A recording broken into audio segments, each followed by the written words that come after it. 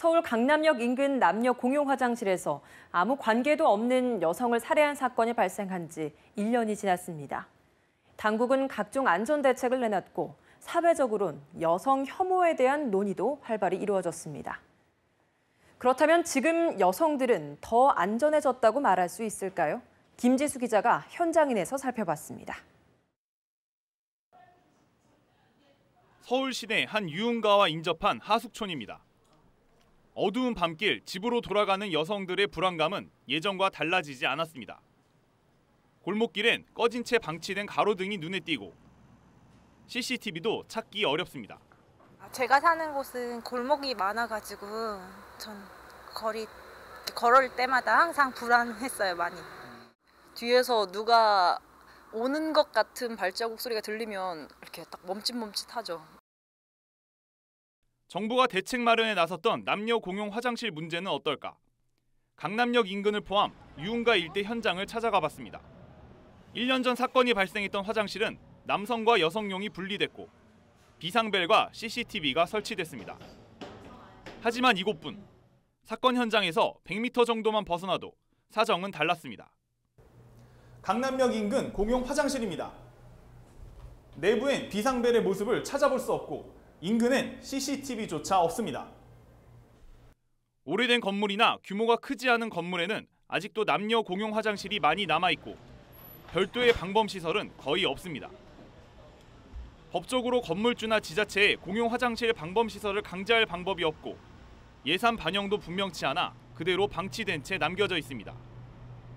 지자체가 경찰과 협조해서 만든 여성 안심 귀갓길. 범죄 발생 현황, 여성 거주 인구를 고려해 구도심 지역 주택가를 중심으로 지정됐습니다. 안심 귀갓길엔 사방을 비추는 CCTV와 가로등 아래 비상벨을 마련한다고 했는데 지정만 하고 설치는 이루어지지 않은 곳도 있습니다. 여성 안심 귀갓길로 지정된 도로입니다. 하지만 이 도로 안에서 여성 안심 귀갓길을 위한 CCTV나 비상벨을 찾아볼 수 없었습니다.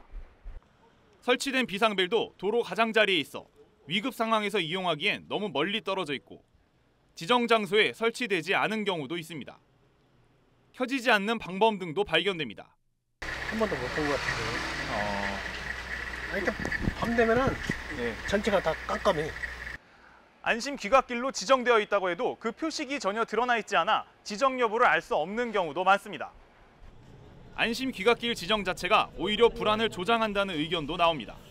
여기에서 진짜 범죄가 많이 일어나나 그런 좀 더 큰 우려가 생긴 것 같아서 인식이라든지 제가 느끼는 체감이 좀 더 무서워졌다는 데에서는 조금 안 좋은 것 같아요. 지난 3년 동안 여성 상대 성범죄자는 10,000명 넘게 늘었습니다. 여성 인권단체들은 정책 부실도 문제지만 근본적 해결을 위해선 여성 혐오 문제에서 시작해야 한다고 요구합니다. 여성 혐오라는 것도 생겼고 남성분들의 인식의 변화가 필요하다고 생각합니다. 지난해 사건 이후 촉발된 여성 혐오 논란은 현재 진행형이기 때문입니다. 강남역 10번 출구 살인 사건을 다룬 기사의 댓글란엔 역겹다 한국여자, 한남충 등 성대결로 문제를 해석하는 자극적 언사들이 오갑니다. 전문가들은 여성의 불안감과 두려움을 해소하기 위해선 여성 안전 문제를 접근함에 있어 대립적 사고의 틀부터 깨야 한다고 지적합니다.